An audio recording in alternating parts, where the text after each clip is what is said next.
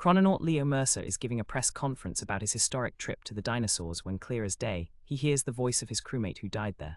The problem, he's the only one who can hear it. The voice is a dry, static-laced whisper cutting through the applause. "Leo, you left me." He freezes, the smile plastered for the cameras turning to wax. The flashbulbs pop like distant gunfire.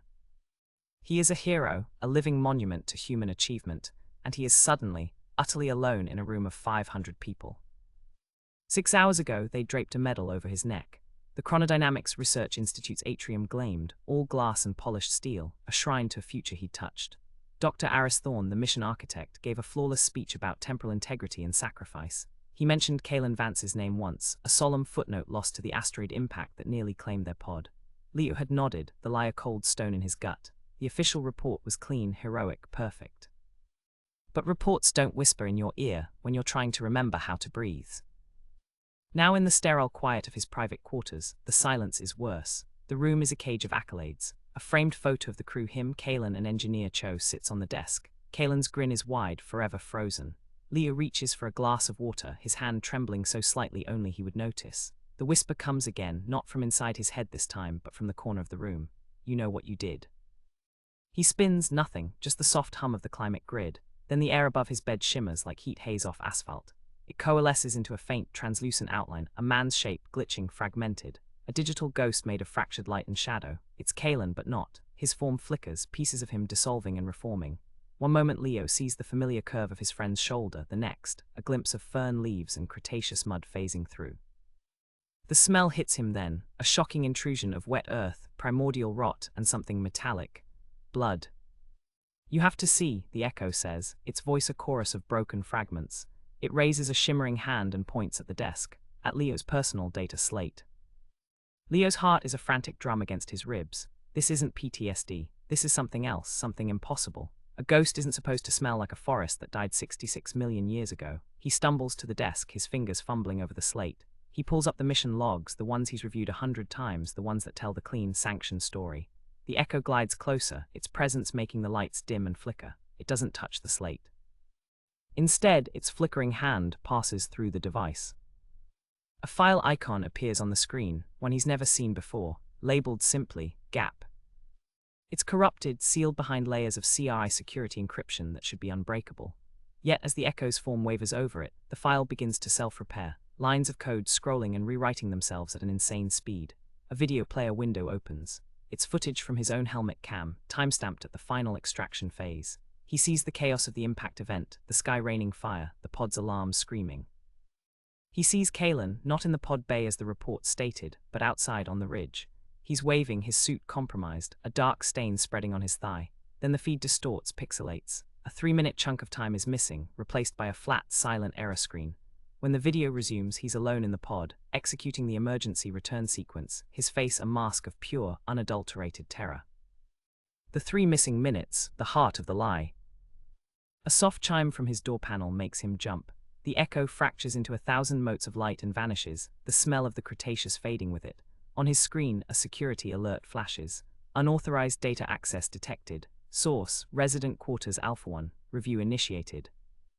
Leo slams the slate face down. He looks from the door to the empty space where the echo hovered. The voice returns, a final intimate breath against his ear, colder than the void between stars. "They're watching, Leo, and I'm not finished." The door chimes again, insistent, official. He is a hero standing in a room that now feels like a crime scene, the ghost of his guilt made manifest, and the only people who can help him are the ones who will bury the truth to protect their miracle. The security officer at Leo's door is all polite efficiency. He asks if Leo experienced a data glitch, a routine check after the system flagged an anomaly. Leo's training takes over, his lies smooth and practiced. Just a nightmare, he says, must have thrashed and hit the slate. The officer accepts this with a nod, but his eyes linger on the room, on the single glass of water trembling on the desk. He leaves, but the monitoring is now a tangible thing. Leo feels the Institute's gaze like a physical weight. For 2 days nothing, no whisper, no glitch in the air. He almost convinces himself it was a breakdown. Then on the 3rd night, the lights in his bathroom strobe once, twice. The reflection in the mirror is not his own. For a fractured second, he sees Kalen's face, smeared with mud, eyes wide with a panic that is 70 million years old. The image is gone before Leo can gasp, replaced by words scrawled in the condensation on the glass, beading like sweat. 2 words in a handwriting he'd know anywhere: "Find me." It's not a request, it's a command. The message leads him not to a person, but to a place. The echo becomes a compass, manifesting as brief, chilling drafts that pull him down corridors he's never used, towards the restricted western wing of CRI. This is the domain of theoretical anomalies, a place joked about as the Ghost Lab. The air grows colder with every step. He uses his hero's keycard, holding his breath as the scanner blinks green. The door sighs open. Inside is not a lab, but a cavernous hangar, and in its center, reality is sick. A sphere of air roughly 10 feet across shimmers like a mirage. Within it, the sterile hangar floor is gone, replaced by a patch of wet, black Cretaceous soil. Giant ferns sway in a non-existent breeze. The air smells of ozone and that same metallic rot. This is a temporal bleed, a wound in time. Dr. Aris Thorne is there, her back to him, studying a bank of scanners. She doesn't turn. "I wondered when you'd come," she says, her voice flat. "The anomaly appeared 48 hours after your return. It's anchored to your biosignature, Leo. It's growing." This is the perspective shift, the cold water of institutional truth.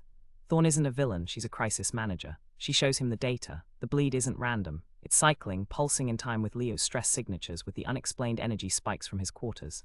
"It's not a ghost," she states, all emotions surgically removed. "It's a paradox, a piece of causality that you brought back, tangled around your own timeline. Vance's consciousness isn't dead, it's unresolved. And it's using you to try and resolve itself." The revelation is a physical blow. He didn't bring back a memory. He brought back a knot in time, and it's untying itself here now. Thorne's solution is clinical, brutal. She has a prototype, a chronostabilizer. It's not a time machine, it's a scalpel. She theorizes it can sever the paradox's link to the present, effectively deleting the echo, and with it the unstable blade. "We quarantine the infection, Leo. We save the timeline." Before he can process this, the bleed zone convulses. The image within wavers, and for one terrifying second it doesn't show ferns. It shows scales. A massive, leathery hide the color of dried blood moving past.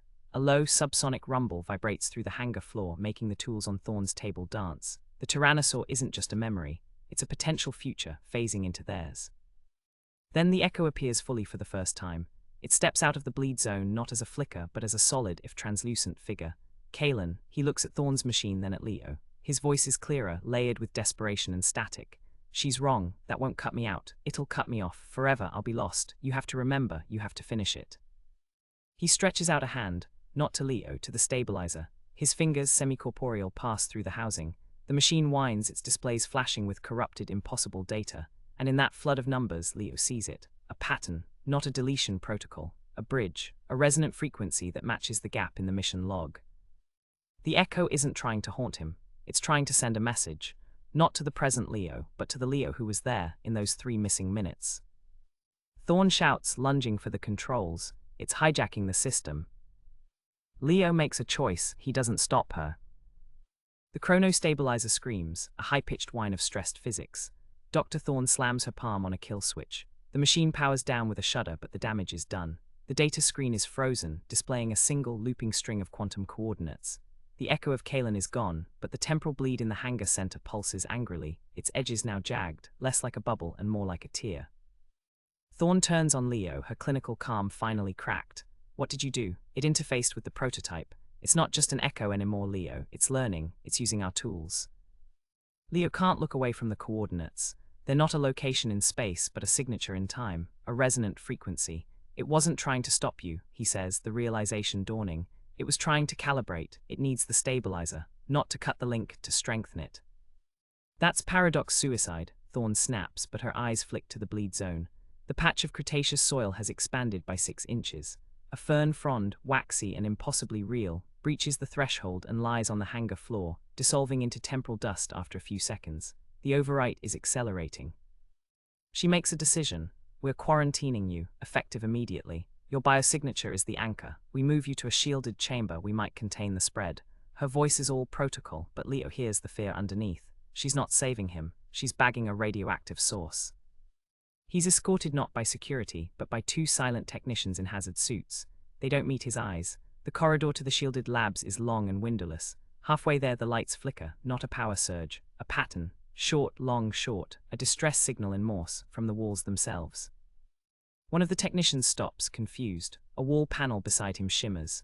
For a second it's not brushed metal, but the rough, scaly bark of a prehistoric conifer.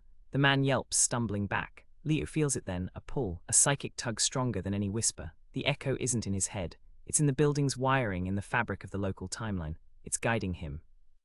He acts without thinking. He shoves past the startled technician and runs, not away from the pool but toward it. Alarms blare. He follows the flickering lights, a breadcrumb trail of malfunctioning reality. It leads him down a service stairwell into the bowels of CRI to a sub-basement marked archival storage. The room is a tomb for dead data. Rows of obsolete servers hum, and here the air is thick and cold enough to see his breath. In the center of the room, another bleed has formed. This one is different. It's not a window to the past. It's a wound. The very air is layered like a double-exposed photograph. He sees the concrete floor, but through it, he sees the muddy bank of a Cretaceous river. He smells ozone and stagnant water. And he hears a voice, not the echo's static whisper, his own. It's a scream, muffled, desperate, coming from the blade. I can't reach you. The pod's integrity is failing. It's his voice from the mission, from the missing 3 minutes. The paradox isn't just showing him the past, it's playing it back. He steps into the layered space. The sensation is vertigo, a feeling of being in 2 places at once. The concrete is solid under his boots, but his feet also sink slightly into phantom mud. And then he doesn't just hear the past, he relives it. The memory hits him not as a thought, but as a full sensory assault. The chaos of the impact is deafening, fire in the sky. Kalen is on the ridge, just like the corrupted video showed, but he's not just wounded, he's trapped. A fallen tree sent flying by the shockwave has pinned his leg. Leo is at the pod door, the emergency siren howling. Protocol screams in his ear, contamination threshold exceeded. Immediate departure mandatory, leave non-essential assets. He sees his past self make the choice he buried. Past Leo doesn't calmly leave a wounded man, he tries. He fights against the closing pod door, against the screaming system for a full 2 minutes. He is sobbing, tearing at the controls. The non-essential asset warning flashes, and in a moment of pure system override panic, past Leo hits the manual seal. The door shuts, the pod launches. He doesn't leave Kalen, he abandons him. Leo gasps, staggering back out of the blade, the phantom mud falling from his boots. The guilt is a physical sickness. He didn't just follow orders, he chose survival. He chose to be a hero. A new sound cuts through his nausea, a thud, then another. The thud comes again, a deep, resonant impact that shakes dust from the ceiling. It's not from the servers, it's from the blade. Leo watches, paralyzed, as the layered image of the riverbank convulses. A massive, 3-toed footprint, wider than his torso, presses into the phantom mud. The ground here, the concrete floor, groans in sympathy. The T-Rex isn't just an image, its mass is beginning to translate. Dr. Thorne's voice crackles from the hallway intercom, distorted by panic. Mercer, get out, the entire western sector is destabilizing. The paradox is achieving macro-scale coherence. He understands now. The central mystery isn't just what he did, it's what he didn't do. Kalen's consciousness isn't a ghost. It's a piece of history that refuses to be erased. His final moments, his terror and betrayal, created a snag in time. And Leo, the man who caused the snag, is the thread it's pulling on to unravel everything. The air in the archive tears open with a sound like ripping canvas. Not a bubble, but a jagged seam. Through it, Leo doesn't just see the Cretaceous. He feels its humid breath. He hears the distant bellows of other dinosaurs. The T-Rex's leg, a column of scaled muscle, phases into the room, solid for a heart-stopping second before flickering back. It's testing the boundaries. The next phase will be permanent. The echo materializes beside him, no longer glitching. It is Kalen, solid and clear, but utterly translucent. He looks at Leo, and for the first time there's no accusation. Only a profound, weary sadness. It's not your fault, the echo says. The protocol was clear. Save the pod, save the data. I was a calculation. I sealed the door, Leo chokes out, the confession finally voiced to its only witness. I know, I felt it. The echo points to the stabilizer coordinates still burning in Leo's mind. That frequency, it's a bridge. A single, focused pulse back to that exact moment. To you in the pod, finger on the manual seal. Thorne's voice screams from the intercom. The stabilizer is ready in Hangar 1. We can still sever the link. It's the only way to collapse the anomaly. Leo looks from the expanding tier, where the roars of a prehistoric world are growing louder, to the face of his friend. The logical choice is Thorne S. Cut the knot, save the present, be the hero who stopped a temporal catastrophe, live with the quiet ghost. But he's lived with that ghost for weeks, and it is not quiet. It is a roar that is becoming real. He makes his decision. He runs, not away from the bleed, but toward Hangar 1, the echo flowing beside him like a silent guardian. The Institute is a nightmare of strobe lights and screaming alarms. Walls flicker with jungle. The floor in one corridor is suddenly soft peat. He bursts into the hangar. The original bleed zone is now a churning vortex 20 feet across. Thorne stands at the stabilizer console, her hand hovering over a large, red button labeled Causal Severance. Leo, get clear.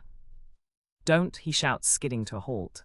You have to recalibrate, target the bridge frequency, send a data pulse back, not to delete him, to change the choice. That's a paradox loop. It could erase everything from that moment forward. You could unwrite your own return. You could unwrite yourself. He meets her terrified gaze, or I could save him. He doesn't wait for permission. He lunges for the console, his hands flying over the controls, inputting the resonant coordinates the echo had shown him. Thorn tries to pull him away, but she's too late. The stabilizer hums, not with the scalpel's whine, but with a deep, resonant chord. The machine isn't cutting, it's amplifying. The echo of Kalen steps forward, directly into the beam's focus. He turns to Leo one last time and gives a faint, familiar smile. Tell me to run.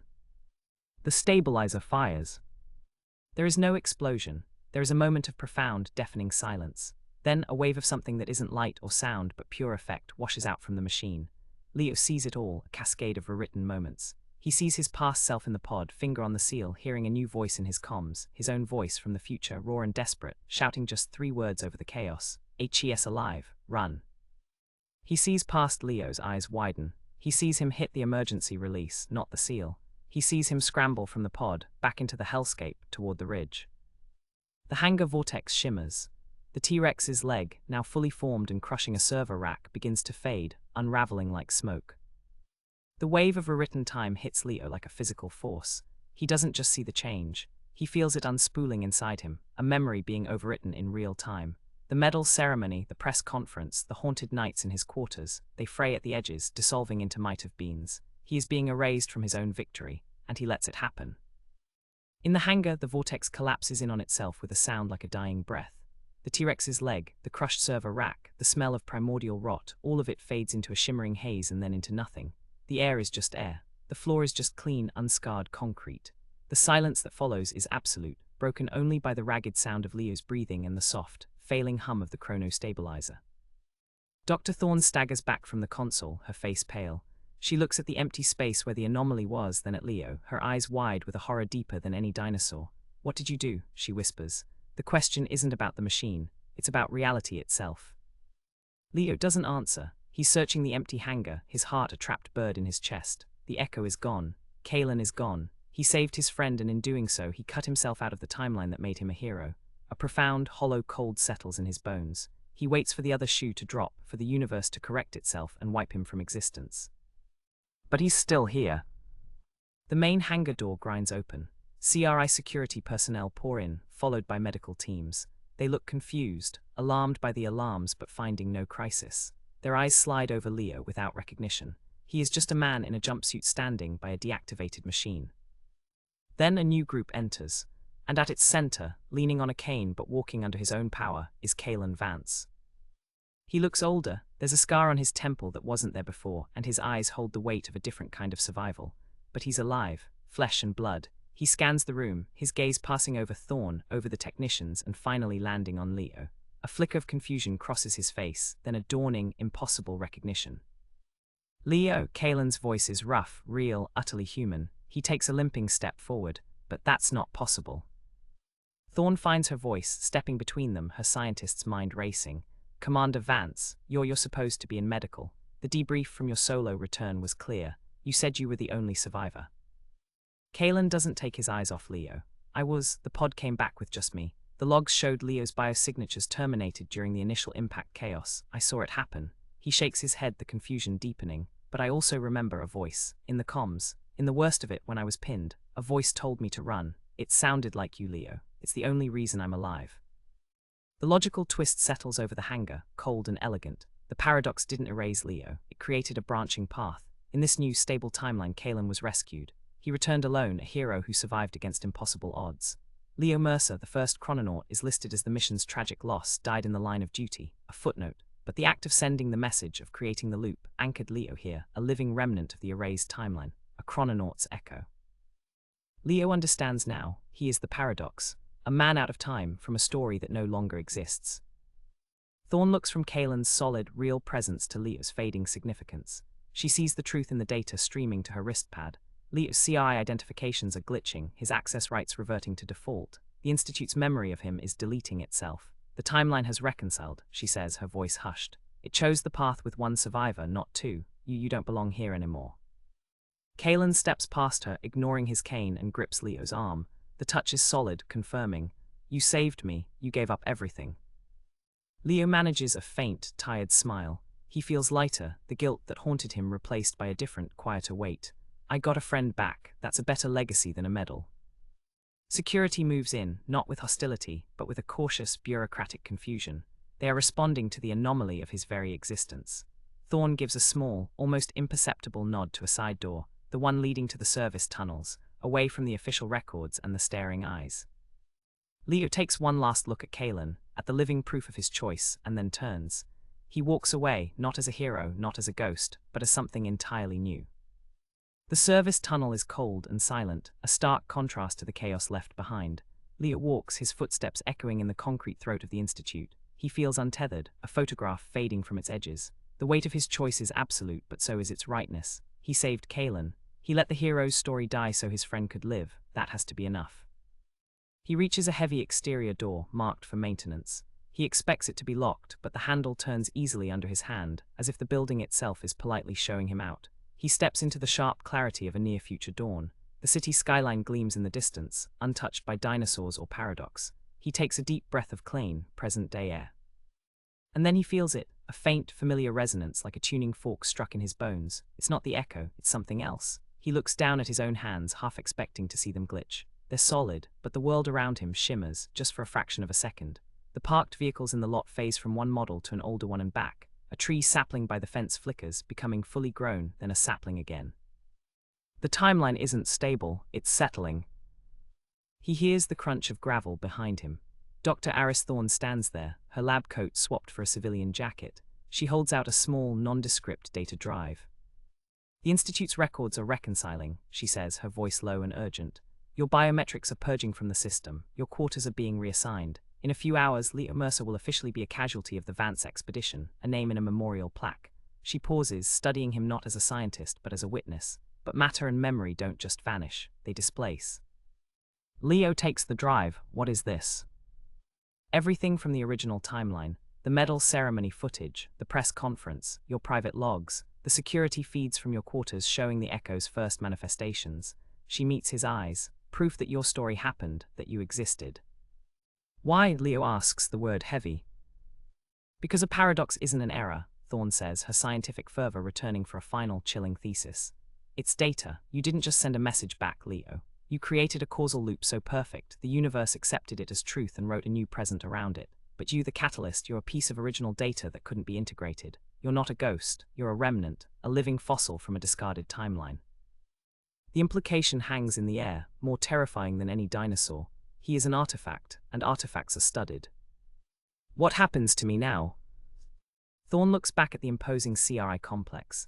"Officially, I never saw you leave that hangar. Unofficially, the anomalies haven't stopped. They've changed. We're detecting microbleeds all over the city. Not of the Cretaceous, but of possibilities. A street corner that flickers between being a park and a parking garage. A news report that changes headlines mid-broadcast. The timeline is scarred, Leo, and you are the scar tissue. Where you go, reality flexes." She nods to the city. "You can disappear, try to live a quiet life, but you'll see it. The flickers, the echoes of what was and what might have been. Or," she gestures to the data drive, "you can help me understand it from the outside. We contain the infection, but we didn't cure the disease. Time itself is wounded." Leo pockets the drive. It feels like the weight of a world that no longer is. He has no home, no history, no future that belongs to him. But he has a purpose, to understand what he has become. He turns and walks away from the Institute, not into oblivion, but into the shimmering, uncertain dawn of a city layered over its own might-have-beens. He is Leo Mercer, the first and last chrononaut of a forgotten timeline. He is a man out of time, walking into a world that is no longer solid, a living question mark in the story of reality. And in his pocket, the data drive hums softly with the ghost of his own past, a story waiting to be told, in a world that has already chosen to forget it. So what would you do? Try to fade away in a world that flickers, or walk into the shimmer to learn the truth, knowing you are the truth it fears? Let me know your choice in the comments.